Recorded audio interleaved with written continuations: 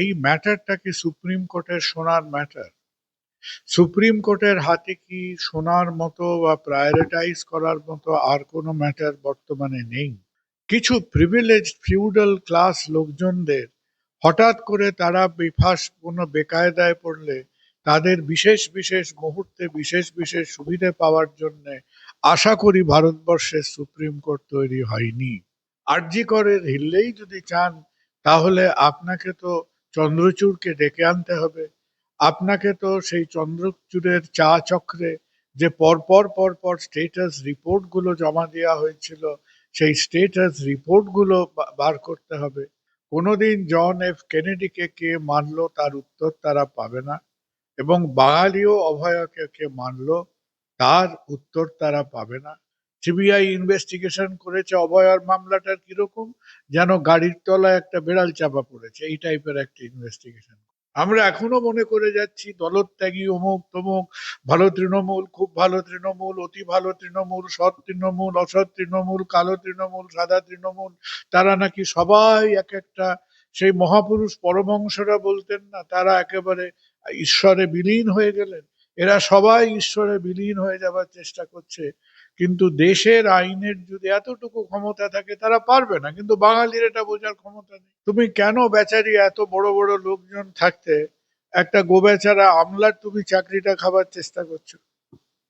কেন তুমি চাকরিটা খাবার চেষ্টা করছো? তুমি সুপ্রিম কোর্টের চিফ জাস্টিসের চাকরিটা খাবার চেষ্টা করেছিলে? করোনি। তুমি সিবিআই ডাইরেক্টরের চাকরিটা খাবার চেষ্টা করেছিলে? করোনি। হ্যাঁ, তাহলে তোমাদের এত জিনিস ছাড়তে তোমরা একজন সরকারি আমলার পিছনে পড়েছো, এটা কি বীর বাঙালির যে চরিত্র তাতে তোমার চরিত্রের মধ্যে সাজে? আমরা যদি মানুষের বোধ বুদ্ধিতে আঘাত করি, তাহলে এই বোধ বুদ্ধির থেকে আহত মানুষ যেদিন প্রতিবাদ করবে, আশা করি সেই প্রতিবাদের আঘাত সহ্য করার মতো শক্ত কঠিন বর্ম বিজেপির কাছে থাকবে। প্রথমত আমরা চাই যে সবাই সুস্থ থাকুন, সবাই যা যা চিকিৎসা দরকার, চোখ নাক মুখ হার্ট কান গলা যেটা নিয়েই হোক, সেই যথার্থ চিকিৎসা তারা পান। আমি যেটুকু মানে হয়তো খুব ইন প্রিন্সিপাল কিছু কনস্টিটিউশন বা আইনের ব্যাপার বুঝি, অবশ্যই আমি ট্রেন্ড উকিল নই। প্রথম কথা যেটা নিয়ে আমার হয়তো একটু প্রশ্ন থাকছে, সেটা হলো এই ম্যাটারটা কি সুপ্রিম কোর্টের শোনার ম্যাটার? সুপ্রিম কোর্টের হাতে কি শোনার মতো বা প্রায়োরিটাইজ করার মতো আর কোনো ম্যাটার বর্তমানে নেই? কারণ আমার যেটুকু সামান্য ধারণা, যে সুপ্রিম কোর্টকে ভারতবর্ষের কনস্টিটিউশনাল প্রবিটি বা কনস্টিটিউশনাল ক্ল্যারিফিকেশনের জন্য তৈরি করা হয়েছিল। কিছু প্রিভিলেজ ফিউডাল ক্লাস লোকজনদের হঠাৎ করে তারা বেফাস কোনো বেকায়দায় পড়লে তাদের বিশেষ বিশেষ মুহূর্তে বিশেষ বিশেষ সুবিধে পাওয়ার জন্য আশা করি ভারতবর্ষের সুপ্রিম কোর্ট তৈরি হয়নি। এবং সুপ্রিম কোর্ট সম্বন্ধে যত সময় গেছে তত আমাদের ভক্তি শ্রদ্ধা প্রায় ওই মানে একেবারে তলানিতে এসে, কারণ ভারতবর্ষের জিডিপি আর সুপ্রিম কোর্টের প্রতি আমাদের ভক্তি শ্রদ্ধা দুটোই এখন নিম্নগামী আর কি। কারণ এই কিছুদিন আগে 9-10ই আগস্ট গেল, তো সেখানে আমি দেখছি যে অনেকে ওই আশায় বাঁচে চাষার মতো এখনো সেই চাতক পাখির মতো বলে যাচ্ছে আরজি কর আরজি কর আরজি কর আরজি করের একটা আমরা আমরা হিললে চাই। আরজি করের হিললেই যদি চান তাহলে আপনাকে তো চন্দ্রচূড়কে ডেকে আনতে হবে। আপনাকে তো সেই চন্দ্রচূড়ের চা চক্রে যে পরপর স্টেটাস রিপোর্ট গুলো জমা দেওয়া হয়েছিল সেই স্টেটাস রিপোর্ট গুলো বার করতে হবে। এবং প্রত্যেকের ওপর আমাদের সবিনয় শ্রদ্ধা জ্ঞাপন করে বলছি যে আপনারা মানুষ অলরেডি বিভিন্ন কারণে মনে হতাশা, পেটে খিদে, চাকরির ব্যবস্থা ভালো নয়, প্রচন্ড বেকারিত্ব, ফরেন ইনভেস্টমেন্ট দেশ ছেড়ে পালিয়ে যাচ্ছে। আজকে যুবক যুবতীরা আজকে সাংঘাতিক একটা মানসিক অশান্তির মধ্যে রয়েছেন। তো সেখানে আপনারা যাই বলবেন না কেন, মানুষকে অকারণে আশা দেবেন না। কারণ এই অকারণে আশা দেওয়াটাকে বিশুদ্ধ সংস্কৃতে একটা ভাষা বলে, সেটাকে বলে ধাপ্পাবাজি। সুতরাং এই আরজি করটাকে নিয়ে 9-10ই অগাস্ট এলেই আমরা যে ওই হোমিওপ্যাথিক ওষুধে ক্যান্সার সারবে, এই টাইপের একটা বক্তব্যের মতো শোনায়। এবং অনেক তো সময় গেল, আমাদের তো মেঘে মেঘে অনেক বেলা কেটেছে। সুতরাং আমরা আমাদের চিন্তন মননের জগতে একটু সাবালক মনোভাব দেখাই। এবং এই এই যে প্রসঙ্গটা আর বেশি দিন বললে পরে এটাকে আমাদের ওই রবীন্দ্রনাথের ওই যে হাসির গল্প ছিল না, হাস্যকৌতুক, ওই ওই রবীন্দ্রনাথের হাস্যকৌতুকের একটা অধ্যায় বলে মনে হবে। অনেক হয়েছে, এবার এই অধ্যায়টা চাপা থাক। আরজিকর নিয়ে একটি ভাইরাল অডিও নিয়ে রীতিমধ্যেই তোলপাড় হচ্ছে সমাজ মাধ্যম। সেখানে শোনা যাচ্ছে ঘটনার দিন পরিকল্পিতভাবে আরজিকরের সেই চিকিৎসক তরুণীকে সেমিনার রুমে একা রাখা হয়, ঘুমোতে বলা হয়, অন্যদের সেখানে ঢুকতে বাধা দেওয়া হয়। সত্যতা প্রমাণিত হলে এটি কি পূর্ব পরিকল্পিত একটি ষড়যন্ত্রের ইঙ্গিত? এবং আরো জানা যাচ্ছে যে ঘটনার আগে 4 জনের সঙ্গে তীব্র বাকবিতণ্ডা, পরে অভিযুক্তদের মদ্যপান এবং 7-8 জনের ফিরে এসে তার উপর হামলার যোগ রয়েছে। কি শোনো, কথাটা হলো কি, যে আশা করি আমার মনের মধ্যে যে একটা সেন্স অফ ফিউটিলিটি, বা যেটাকে সহজভাবে বলতে গেলে একটা ব্যর্থতার গ্লানি আছে, বর্তমানে আরজি কর মামলাটা যেখানে দাঁড়িয়ে আছে এবং আরজি করের অনুসন্ধান যেখানে দাঁড়িয়ে আছে, আমরা কায়ে মনোবাক্যে এটা স্বীকার করে নিই যে আমেরিকা যেমন ওই 1963 সালে ঘটে যাওয়া কোনোদিন জন এফ কেনেডিকে কে মানলো তার উত্তর তারা পাবে না, এবং বাঙালিও অভয়াকে কে মানলো তার উত্তর তারা পাবে না। কারণ অভয়া এখন যেটা হয়ে রয়েছে, আমার অন্যায় নিও না, অভয় অভয়া হচ্ছে, অনেক সময় কি হয় জানো তো, কিছু কিছু কিছু কিছু মার্ডার মিস্ট্রি বা কিছু কিছু ক্রাইম তার সলিউশনের মধ্যে দিয়ে বিখ্যাত হয়ে ওঠে। অভয়ার ক্রাইমটা বিখ্যাত হয়ে উঠেছে because of a lack of solution. এবং এই অভয়ার ল্যাক অফ সলিউশন হচ্ছে বাঙালির জীবনে, এই যে গরিব গুরব বাঙালি, একেবারে অন্য ভারতবর্ষের অন্য লোকেরা হাজার হাজার, কেউ লক্ষ টাকা, কেউ কোটি টাকার ওপর বেঁচে থাকে, এই বেচারা বাঙালির 50 বছর ধরে খুদকুড়ো কুড়িয়ে খুচরো পয়সার ওপর দিয়ে জীবন চলছে। এবং সেই রবীন্দ্রনাথ 1941 সালে দেহ রাখার পরে আজকে বাঙালির মোস্ট মনিটাইজড কমোডিটি হচ্ছে অভয়া রহস্য। এই অভয়া রহস্য করে আমরা বিভিন্ন সমাজ মাধ্যম এবং এটসেট্রাতে ওই কিছু কিছু বৈদ্যুতিন চ্যানেলের মধ্যে দিয়ে যেভাবে আমরা আমরা কিছু কিছু রেভিনিউ কুড়োচ্ছি, এবং বেশ কিছু মানুষ এই অভয়া সমস্যা আনসলভ বলে তাদের ব্যক্তিগত এবং রাজনৈতিক ভবিষ্যতের মধ্যে দিয়ে তারা খুঁজে পেয়েছেন।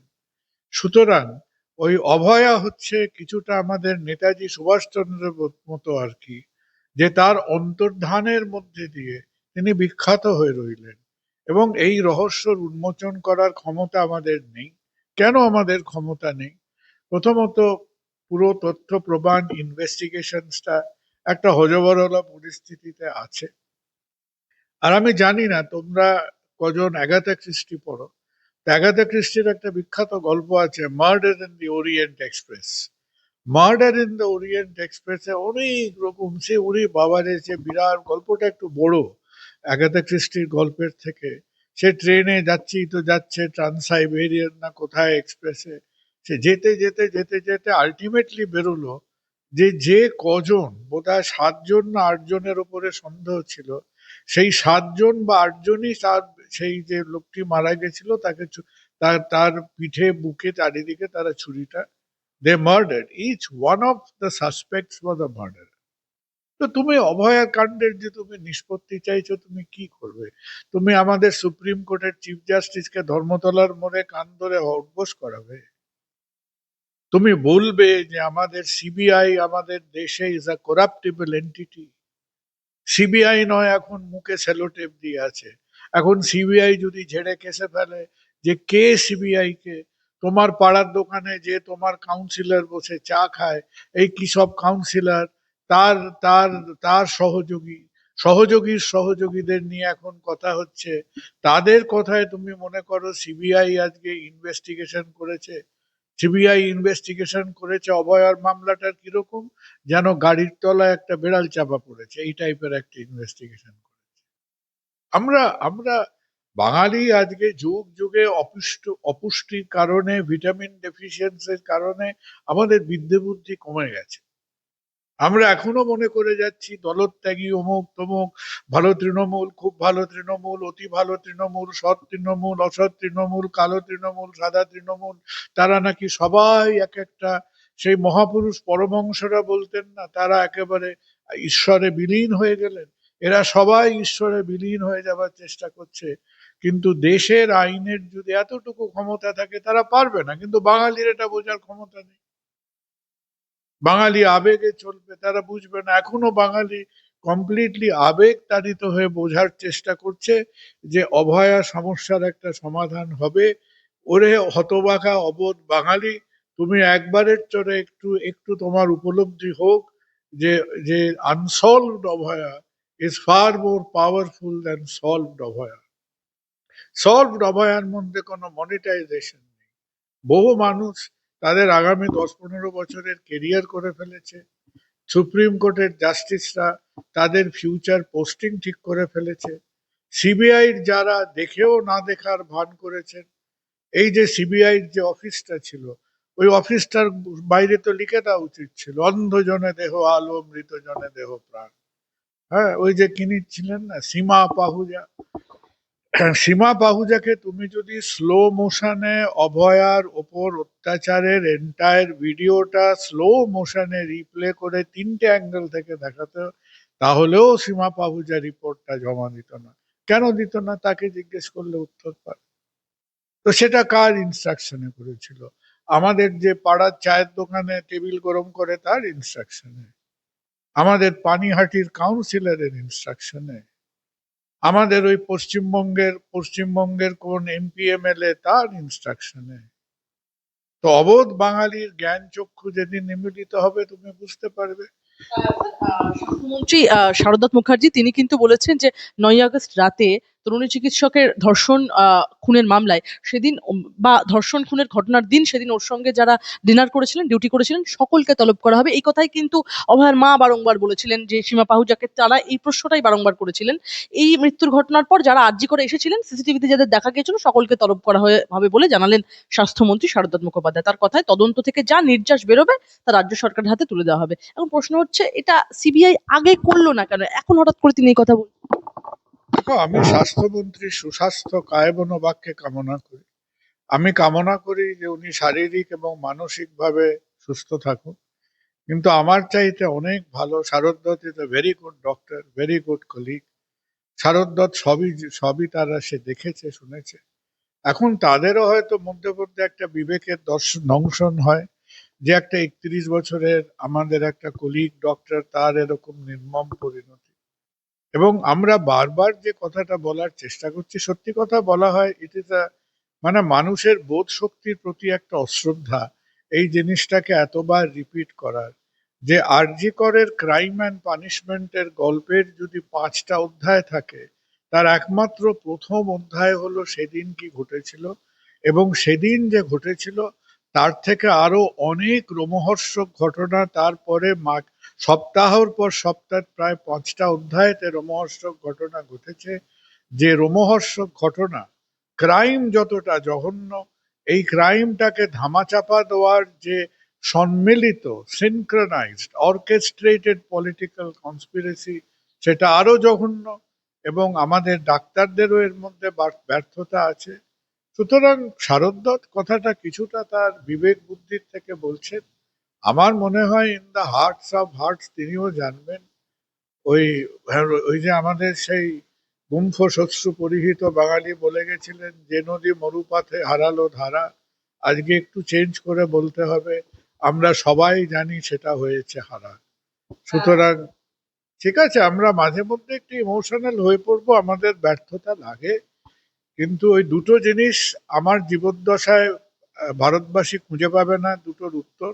একটা হলো মহেঞ্জোদারো স্ক্রিপ্ট, আর একটা হচ্ছে অভয়ার রহস্য।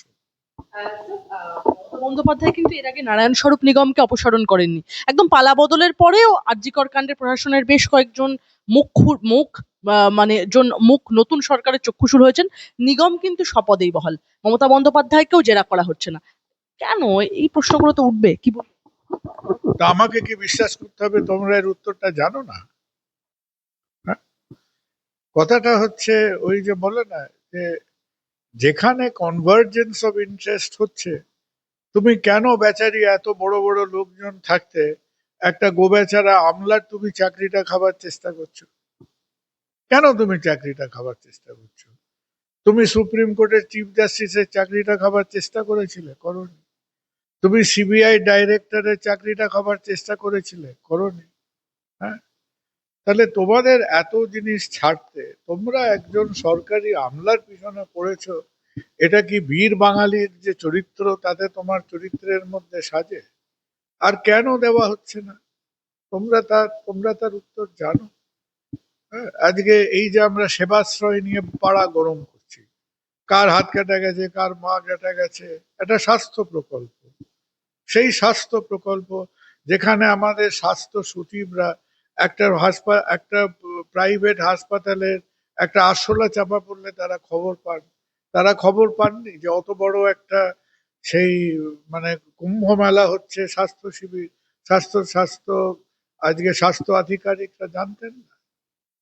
স্বাস্থ্য আধিকারিকরা জানতেন না? আমরা বাজার গরম করছি, এর কান কাটা গেছে, এর পা কাটা গেছে, এর মাথা কাটা গেছে।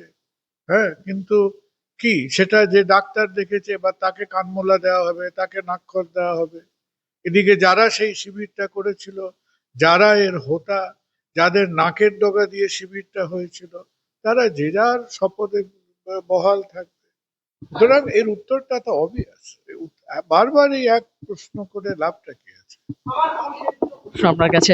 এটা আমি উত্তর নেবই স্যার। সেটা হচ্ছে আমি বলবো এই যে অভিষেক বন্দ্যোপাধ্যায়, আমি একটু আসবো সেবাশ্রয়ের প্রসঙ্গ যেই উঠলো, এই সেবাশ্রয় বা একাধিক পশ্চিম ভারতবর্ষের যে স্বাস্থ্যের যে পরিকাঠামো, সেখানে কি সত্যি অভিষেক বন্দ্যোপাধ্যায়ের চিকিৎসা করানোর মতো পরিকাঠামো নেই, তাই কি ওনাকে বারবার বিদেশে যেতে হচ্ছে?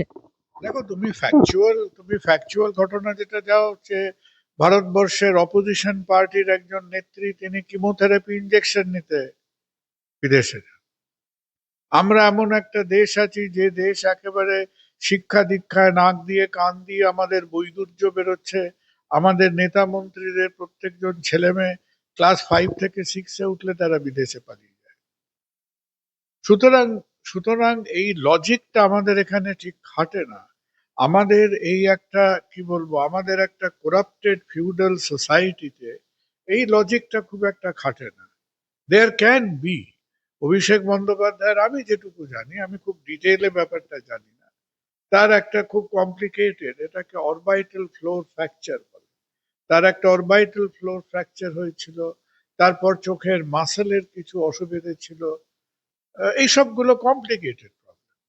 এখন তুমি যদি হঠাৎ করে বলো যে এই যে সুপার সুপার টার্সিয়ারি স্পেশালাইজ কাজকর্মগুলো, আমার যতদূর ধারণা আমার দেশের একটা দুটো স্পেশালাইজড, ভেরি স্পেশালাইজড অপথ্যালমোলজি সেন্টার্স হতে পারে। তার জন্য তো এসএসকেএম কে রিপোর্ট দিতে বলা হয়েছিল। এবার কেন এসএসকেএম কে রিপোর্ট দিতে বলা হয়েছিল তাও আমি জানি না। কারণ এসএসকেএম যে চক্ষু চিকিৎসায় একটা খুব সাংঘাতিক বিশারদ জায়গা, সেটাও আমার জানা নেই। হ্যাঁ, এবার এনিওয়ে দ্যাট ইটসেলফ, একই যে পান থেকে চুন খুসলে এসএসকেএম কে রিপোর্ট দিতে বলা হয়, এটাও আমাদের একটা মানসিক বিকৃতি। সো ইট ইজ, একজন ডাক্তার হিসেবে আমরা যদি ডিনাই করি it is a very complicated problem, সেইটা কিন্তু কথাটা ভুল। এবার আমার প্রশ্ন হচ্ছে দুটো। প্রশ্ন হচ্ছে, আদিক্ষেতা দেখিয়ে সুপ্রিম কোর্টের কি দরকার ছিল এই ম্যাটারটা হিয়ার করা? সুপ্রিম কোর্টের আরো অনেক বেশি জরুরি ম্যান্ডেট আছে than to listen to these personal problem. Supreme court হামেশাই এই ধরনের ম্যাটার হাইকোর্টে ফেরত পাঠিয়ে দেয়। এখন সুপ্রিম কোর্টের কেউ কেউ রিটায়ার করেন বিকেল 5টাতে, রিটায়ারমেন্টের আগেই 4:55 তারা রাজ্যসভায় গিয়ে বসে বসে তেলেবাজা খান। হ্যাঁ, সুপ্রিম কোর্টের চিফ জাস্টিস, এবং তারা নাকি সম্পূর্ণ জনসেবা করার জন্য, তারা একেবারে সাংঘাতিক, এক একজন কালো গাউন পরা বিবেকানন্দ, তারা ইনকরাপ্টেবল লোক, তারা এই রকমের কাজকর্ম করে। সুপ্রিম কোর্টের চিফ জাস্টিস আজকে তারাই, হাইকোর্টে গিয়ে তুমি বাড়িওয়ালা ভাড়াটের কেস করবে, চিফ জাস্টিস রিটায়ার করে 1 বছর ধরে তার বাড়ি আটকে বসে আছে। তো এইরকম তো this is the ethical standard of supreme court today. একদমই। আচ্ছা, আমার শেষ একটাই প্রশ্ন আপনার কাছে। সমাজ মাধ্যমে আমরা দেখছি এই মাত্র ৩ মাসেই বিজেপি সরকারের বিরুদ্ধে তীব্র ক্ষোভ তৈরি হচ্ছে কিন্তু। আর সেটা ভালো তৃণমূল হোক কিংবা দিল্লিতে এনসিপিআই তৃণমূল হোক, প্রধানমন্ত্রীর সাথে তাদের ছবি, অন্নপূর্ণা ভান্ডার, আয়ুষ্মান প্রকল্প এগুলোই কিন্তু মূলত দেখা যাচ্ছে ক্ষোভের কারণ। এখন কি বিজেপির সতর্ক হওয়া উচিত? দেখো, সেই কথাটা, এই উত্তরটার প্রশ্নের মধ্যেই তাই উত্তরটা আছে। এবং আমি একজন কি বলবো, খুব মোটা বুদ্ধির মানুষ হিসেবে যেটা বলি, যে আমি শুনি, এখন সেই অঙ্কগুলো আমি ঠিক জানি না, যে মোটা ওই আমরা যেরকম মঙ্গল গ্রহে মহাকাশযান পাঠিয়েছিলাম, কি চাঁদে বসে আমরা ক্যারম খেলেছিলাম, তো ওই টাইপের একটা মহাকাশ গবেষণার মতো আমরা পার্লামেন্টারি গবেষণা করছি। আমরা কিভাবে, কোথার থেকে, কার পকেট মারি করে, কোথায় লুকিয়ে চুরিয়ে কটা সাংসদ কোথায় এনে কিছু আমাদের পথহারা পথিক বাঙালিদের নিয়ে গিয়ে কোথায় একটা যোগ যোগ বিয়োগ করে, কোথাও বিভ্রান্ত মারাঠিদের থেকে তুলে এনে, কোথায় মারপিট করে আজকে ডিএমকে কে তুলে এনে আমরা সেটা করব। এই টাইপের যে অঙ্ক, যে ক্যালকুলেশন, যে চাতুর্য, যে স্বচ্ছতা মানুষের আজকে একটা বোধ বুদ্ধি এবং বিশ্বাসের কেন্দ্রবিন্দুতে লাথি মারে, সেই বোধ বুদ্ধি কখনোই একটা পলিটিক্যাল গণতান্ত্রিক পার্টির পক্ষে, আমি তো দীর্ঘমেয়াদী হিসেবে বাদই দিলাম, even in the short term সেটা কখনো সাকসেসফুল হতে পারে না। হ্যাঁ, আমরা যখন আমরা যখন যে অনেক মানুষকে আমরা একটা অন্যভাবে শ্রদ্ধা করি, আমি সেদিন দেখছিলাম যে তিনি তো করেননি। আজকে আমাদের শ্রমিক ভট্টাচার্যের সঙ্গে আমরা যখন দেখি যে কিছু একেবারে কি বলবো, যে একেবারে গাম্ভীর্যহীন কিছু, সেই আমাদের তৃণমূলের নায়িকা সংসদের সঙ্গে তাকে নিয়ে কতগুলো একেবারে চিপ মিমস তৈরি করা হচ্ছে, সেটা তার মানে আমি যেটা খুব সাংঘাতিক, একটা তো মূল্যবোধ কোথাও থাকবে। মানুষ যে সেন্টিমেন্টে, মানুষ তার যে একটা ভালো মন্দ বিচার করে সেই ভোটটা কাস্ট করেছিল, আজকে আমরা মানুষের সেই বোধ বুদ্ধির কেন্দ্রবিন্দুতে যদি আজকে আমরা বলি যে তোমার ভালো মন্দ বিচারের কোনো দাম নেই, এই ভোটটা হচ্ছে জমিদারের পুতুল খেলার মতো, তাহলে কিন্তু এই যেখানে আমরা যদি মানুষের বোধ বুদ্ধিতে আঘাত করি, তাহলে এই বোধ বুদ্ধির থেকে আহত মানুষ যেদিন প্রতিবাদ করবে, আশা করি সেই প্রতিবাদের আঘাত সহ্য করার মতো শক্ত কঠিন বর্ম বিজেপির কাছে থাকবে।